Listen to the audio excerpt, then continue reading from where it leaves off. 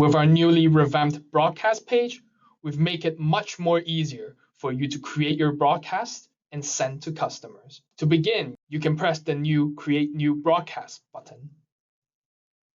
Once you've selected the button, it will show the channels that you can send through if you've connected it, gray for channels that you have not connected, and green or colored for those that you have connected.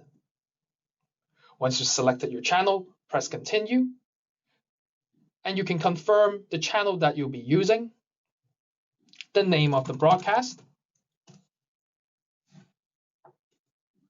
the audience of the broadcast, which is the list, or by condition,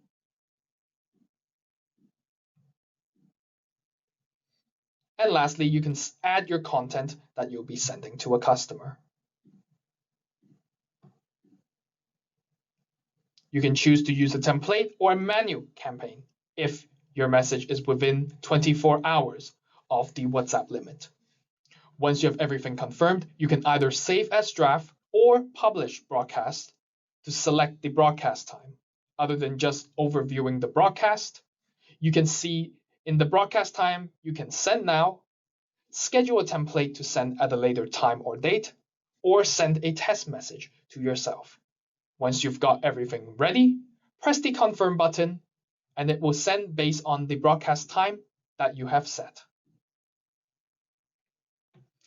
Once you've finished sending, it will show the statistics like below. If you want to see the in-depth information, press into the broadcast name. You can see what settings, the content you have sent, and also the history of the sent, delivered, read, replied rates. Not only does it only display the status, it will also show the contact's name, phone number, and even labels that they are tagged with.